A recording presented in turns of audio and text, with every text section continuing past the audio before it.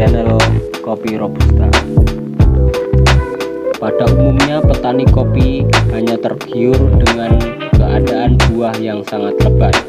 Namun masih jarang para petani yang mengerti dasar-dasar dari perawatan tanaman kopi. Dan pada kesempatan ini Kopi Robusta ingin sedikit mengulas tentang salah satu dasar perawatan tanaman kopi. Berhasilnya suatu budidaya tanaman kopi dipengaruhi oleh berbagai macam faktor, antara lain iklim, kesuburan tanah, bahan tanam, pemeliharaan tanaman, dan sebagainya. Salah satu faktor tindakan budidaya yang penting adalah pemangkasan tanaman kopi. Buah kopi terbentuk pada cabang-cabang lateral, primer atau sekunder, yang merupakan produk dari pertumbuhan vegetatif. Pada prinsipnya, pemangkasan tanaman kopi bertujuan untuk mengatur pertumbuhan vegetatif tanaman kopi ke arah pertumbuhan generatif yang lebih produktif. Pemangkasan bertujuan mengatur tanaman kopi agar tidak hanya menghasilkan banyak cabang dan daun, tetapi juga menghasilkan banyak buah.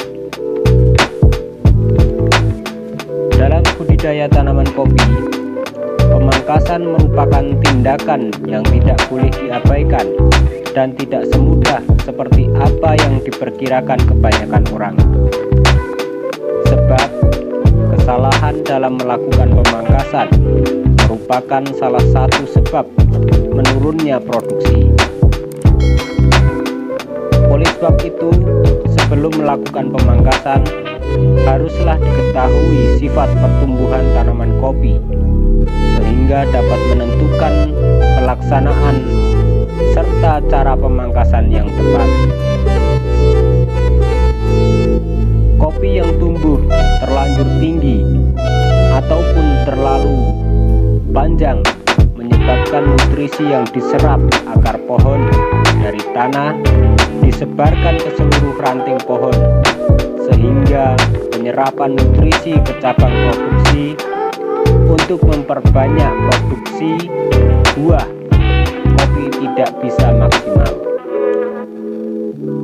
Tujuan pemangkasan tanaman kopi antara lain sebagai berikut. Yang pertama, agar tanaman kopi tetap rendah, cabang tetap pendek, sehingga memudahkan pemanenan. Yang kedua, untuk mendapatkan cabang-cabang produktif baru secara terus-menerus. Yang ketiga, mempermudah masuknya cahaya ke dalam tubuh tanaman kopi untuk merangsang pembentukan bunga. Yang keempat, memperlancar peredaran udara di dalam kebun sehingga dapat memperlancar penyerbukan dan mengurangi kelembapan kebun. Yang kelima, mengatur letak, umur, dan bentuk dari cabang produktif sesuai dengan pola yang dikehendaki. Yang keenam, untuk membuang cabang-cabang yang tidak dikehendaki, misalnya cabang yang telah tua dan tidak produktif lagi, dan cabang-cabang yang tidak diperlukan. Yang ketujuh, membantu mencegah tersebarnya hama dan penyakit. Dan yang terakhir adalah untuk mengurangi biennial bearing supaya hasil stabil setiap tahun. Ada 3 jenis pemangkasan antara lain: pemangkasan bentuk, produksi, dan rejuvenasi atau peremajaan. Pemangkasan bentuk untuk memangkas bagian cabang yang kurang produktif, agar unsur hara yang diberikan dapat tersalur pada batang-batang yang lebih produktif. Pemangkasan tanaman kopi merupakan salah satu di antara tindakan teknis budidaya yang penting, bertujuan untuk mengarahkan pertumbuhan tanaman kopi agar menjadi sehat, kuat, mempunyai keseimbangan antara pertumbuhan vegetatif dan generatif, sehingga tanaman lebih produktif. Secara morfologi buah kopi akan muncul pada percabangan. Oleh karena itu, diperoleh cabang yang banyak. Pangkasan dilakukan bukan hanya untuk menghasilkan cabang-cabang saja atau pertumbuhan vegetatif, tetapi juga banyak menghasilkan buah. Pangkasan produksi bertujuan untuk menjaga keseimbangan kerangka tanaman yang telah diperoleh melalui dari pangkasan bentuk. Pemangkasan cabang-cabang yang tidak produktif yang biasanya tumbuh pada cabang primer dan cabang balik, cabang cacing. Pemangkasan cabang-cabang tua yang tidak produktif biasanya telah berbuah 2-3 kali. Hal ini bertujuan agar dapat memacu pertumbuhan cabang-cabang produksi.